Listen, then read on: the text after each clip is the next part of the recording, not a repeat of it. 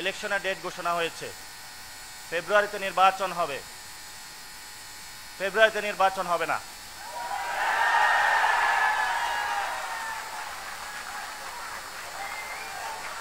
ফেব্রুয়ারিতে নির্বাচন হবে না, কারণ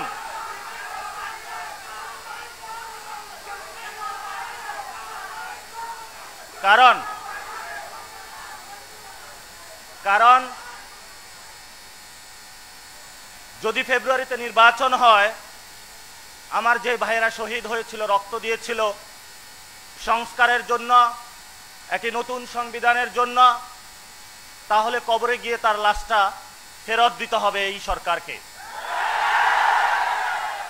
আমার যে ভাইয়ের হাতটা চলে গিয়েছিল, যদি সংস্কার কাজ শেষ না করে নির্বাচন হয়, তাহলে এই সরকারকে আমার ভাইয়ের হাতটা ফিরিয়ে দিতে হবে। যে মায়ের বুক খালি হয়েছিল, যদি সংস্কার ছাড়া, একটি নতুন সংবিধান ছাড়া বাংলাদেশে নির্বাচন হয়, তাহলে ওই মায়ের বুকের সন্তানকে ফেরত দিতে হবে। অনেক বাচ্চাকে দেখেছি এখনো বুকের দুধ পান করে, কিন্তু বাবা শহীদ হয়েছে। তাদের সাথে যখন কথা বলেছি, তাদের মুখের ভাষা পাইনি, শুধু চোখের ভাষা পেয়েছি। চোখের ভাষাটা ছিল অশ্রু। যে অশ্রুতে তারা বলেছিল, আমার বাচ্চা রয়ে গিয়েছে, আমার স্বামী চলে গিয়েছে, আমি বাংলাদেশ থেকে কিছু চাই না, কিন্তু আমি একটি সুন্দর ভবিষ্যতে বাংলাদেশ দেখতে চাই, যেখানে আমার এই বুকের যে সন্তান আছে, আর সন্তানকে কেউ খুন করবে না। কিন্তু বাংলাদেশে আমরা দেখতে পাচ্ছি একই সংস্কৃতির ডামাডোলে, একই ফ্যাসিবাদী সংবিধানে,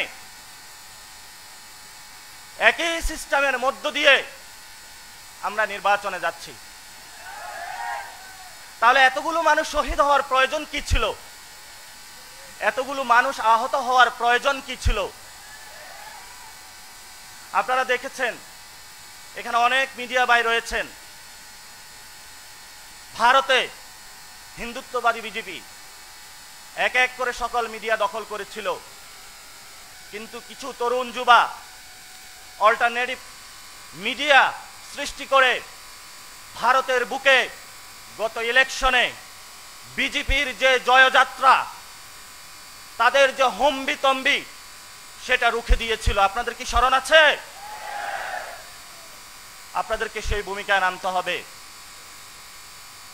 বর্তমানে গণ অভ্যুত্থানে যারা নেতৃবৃন্দ রয়েছেন, 1 লাখ টাকা, 5 লাখ টাকা বিভিন্নভাবে এমনভাবে ক্যারেক্টারাইজেশন করা হচ্ছে, মনে হচ্ছে বাংলাদেশের সবচেয়ে বড় তারা ক্রিমিনাল। এসব ফাইজলামি বন্ধ করতে হবে। আমি গণ অভ্যুত্থানের পরে সকল মিডিয়া সম্পাদকের সাথে বসেছিলাম, তাদেরকে একটা কথা বলেছিলাম, যা কাম করেছেন ঘরের ভিতর থাকেন, যদি লজ্জা থাকে ঘরের ভিতর থেকে বের হবেন না। কিন্তু যাদের লজ্জা নাই, তারা বারবার বাংলাদেশের মানুষকে ধোঁকা দিয়ে যাচ্ছে। অনেক সাংবাদিক রয়েছেন যারা বুক থেকে বাংলাদেশকে ভালোবাসেন, তাদের সাথে কথা হয়, বলল নিউজ করতে চাই, জোর করে নিউজ করানো হচ্ছে অফিস থেকে। বাসায় বউ আছে, বাচ্চা আছে, দুধ খাওয়ানো লাগবে, বেতন না পাইলে আমি কিভাবে করব? এই মানুষগুলো নতুন একটা বন্দিশালায় পড়েছে। এই মিডিয়া মালিক যারা রয়েছে, মিডিয়া যারা সম্পাদক রয়েছে, এই সম্পাদকগুলো এখন দালালি শুরু করেছে। বাংলাদেশে গণমাধ্যম প্রয়োজন, কিন্তু বাংলাদেশে যেটা গণমাধ্যম হওয়ার কথা ছিল, সেটা আগে ছিল হাসিনা মাধ্যম, এখন আবার কি নাম দিব সেটা বললে তার চাকরি থাকবে না।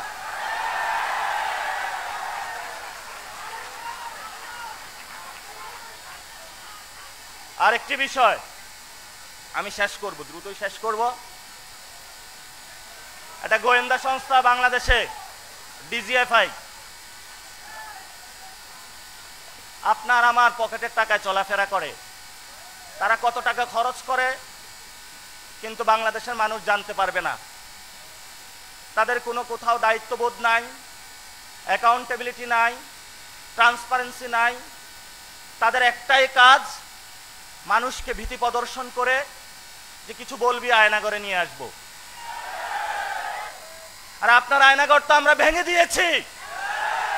সামনে যদি আয়নাগর প্রচেষ্টা করা হয়, আমরা সে আয়নাগর কেন ডিজিএফ এর হেডকোয়ার্টার ভেঙে দিব। যথেষ্ট সহ্য করেছি, যথেষ্ট সহ্য করেছি। বাংলাদেশে যদি ডিজিএফআই থাকতে হয় অবশ্যই এটা সংস্কার করতে হবে। যদি সংস্কার করতে না পারেন, ট্যাক্সের টাকা নিয়ে যদি গুলিতাক করেন বাংলাদেশের মানুষের প্রতি, 18 কোটি মানুষ এখনো ঘুমায় নাই। কয়টা অস্ত্র ত্যাগ করবেন? কয়জনকে মারবেন? মৃত্যু মেনে নিয়েছি, মৃত্যু হয়ে গিয়েছে। এখন যতবার মারবেন ততবার আমাদের পুনর্জন্ম হবে আবু সাঈদ হয়ে। আসুন মারুন। ব্যবসায়ী ভাইরা, যুব ভাইরা, আপনাদেরকে ব্যবসা করতে হবে, নামতে হবে। বাংলাদেশে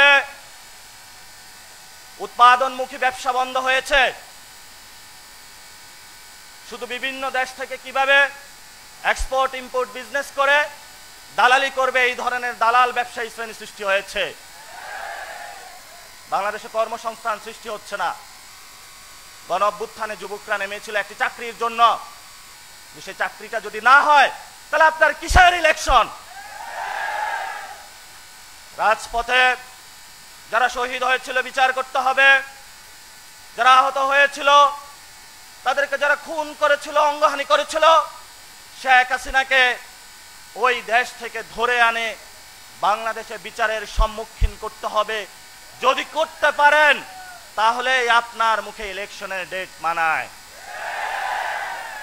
জুলাই সনদ হবে, গড়িমাসি চলতেছে, এটাতে যদি সাইন করি তাহলে কোন বিপদে পড়ে যাই? আরে বিপদ না, আপনার সন্তানের জন্য ভালো হবে, আপনার ভবিষ্যৎ বাংলাদেশের জন্য ভালো হবে। কথায় আছে, অনেকেই বলে ব্যক্তির চেয়ে দল বড়, দলের চেয়ে দেশ বড়।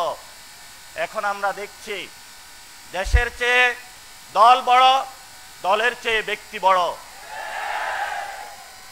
কথাগুলো বলে গেলাম। ভবিষ্যতে অনেক সংকট আসবে আপনাদের সামনে। আমাদের নেতা নাহিদ ইসলাম আছেন, আখতার হোসেন আছেন, বাংলাদেশে অন্যান্য রাজনৈতিক নেতৃবৃন্দ রয়েছেন, বাংলাদেশে জাতীয়তাবাদী বিএনপি, জাতীয়তাবাদী যে দলগুলো রয়েছে, শক্তিগুলো রয়েছে, গণ অধিকার, এবি পার্টি, জামায়াত ইসলামী, ইসলামী আন্দোলন থেকে শুরু করে যারা আমরা হাসিনার বিরুদ্ধে তীব্র প্রতিরোধ আন্দোলন গড়ে তুলেছিলাম, ভবিষ্যতে মাঠে, গ্রামে, গঞ্জে যুবশক্তি কেউ যদি আপনাদের কটু কথা বলে, আমাদের এই সব বন্ধুদেরকে আপনারা সালাম জানাবেন। যদি আপনাদেরকে আঘাত করে আপনারা তাদেরকে ফুল দিয়ে বরণ করে নেবেন। আমরা সহনশীল, আমরা কারো সাথে কটু কথাও বলতে চাই না, গায়ে পড়ে ঝগড়া বাঁধাতে চাই না। আমরা একসাথে থাকব। কাদের বিরুদ্ধে সেটা কি আপনাদের জানা আছে? আওয়ামী লীগ এবং জাতীয় পার্টি ছাড় পাবে না। জাতীয় পার্টি নাকি নতুন কাউন্সিল হয়েছে, পিছনের দরজা দিয়ে আসার চেষ্টা করছে। যতটুকু খবর পেয়েছি এম্বাসিগুলা খুব উৎপাত শুরু করেছে। আপনি বাংলাদেশের মাটিতে বসে বাংলাদেশের পক্ষে থাকতে হবে। যতগুলো এম্বাসি আছে এ বিকল্প নাই। বিকল্প অনেক সৃষ্টি করেছিলেন, লাভ হয় নাই, ভবিষ্যতেও লাভ হবে না। কারণ আমরা এখনো জীবিত আছি।